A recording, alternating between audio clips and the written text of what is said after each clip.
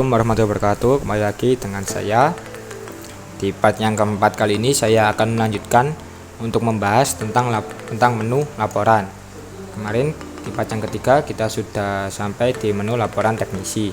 Sekarang kita akan pergi ke laporan penjualan. Di laporan penjualan ini kita bisa melihat data penjualan yang telah kita lakukan di toko kita. Kita bisa melihat mulai dari tanggal berapa sampai dengan tanggal berapa. Kita bisa memilih per pelanggan atau per produk. Di sini saya akan memilih per pelanggan. Kita bisa memilih dari semua cabang atau hanya cabang utama saja. Saya akan memilih semua cabang. Untuk mencetak data ini kita bisa klik cetak. Kita keluar, kita pergi ke laporan pembelian.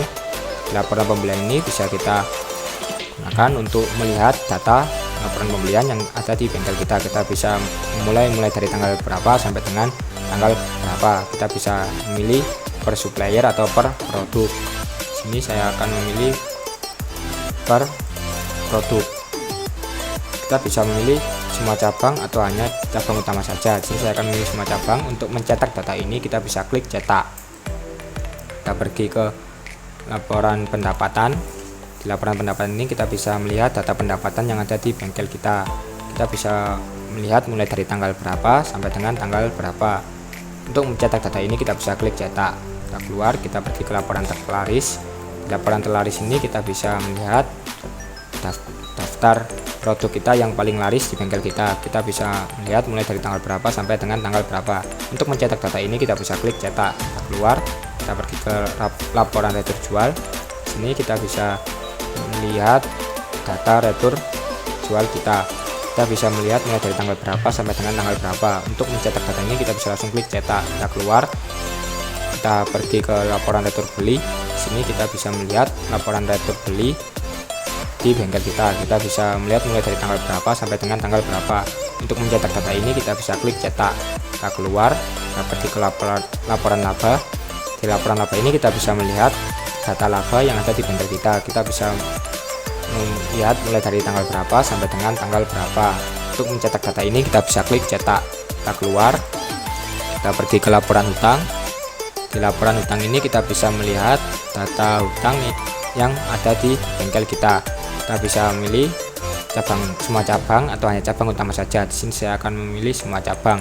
Kita bisa melihat mulai dari tanggal berapa sampai dengan tanggal berapa. Untuk mencetak data ini kita bisa klik cetak. Kita keluar, kita pergi ke laporan piutang. Di sini kita bisa melihat piutang kita kepada supplier.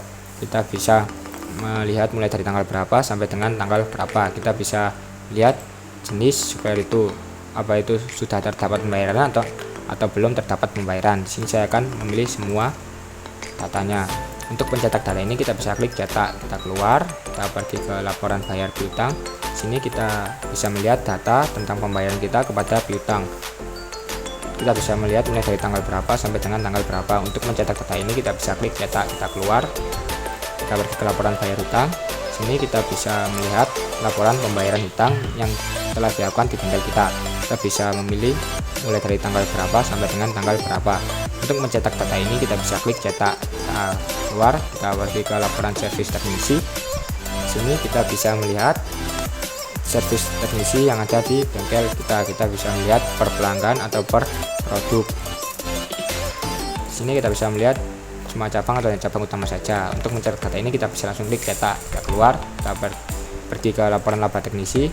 Di laporan laba teknisi ini kita bisa melihat data tentang laporan laba teknisi. Kita bisa memilih mulai dari tanggal berapa sampai dengan tanggal berapa. Untuk mencetak data ini kita bisa klik cetak. Kita keluar, kita pergi ke laporan aset. Di laporan sini kita bisa melihat daftar aset yang ada di bengkel kita. Kita bisa memilih dari semua jenis atau di beberapa kategori yang ada di sini. Sini saya akan memilih semua kategori.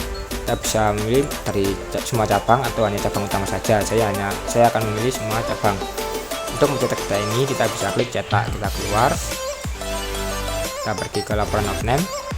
Ini kita bisa melihat data off-name yang ada di bengkel kita. Kita bisa memilih mulai dari tanggal berapa sampai dengan tanggal berapa. Untuk mencetak data ini kita bisa klik cetak. Sekian part keempat dari saya. Lanjut ke part yang berikutnya. Terima kasih.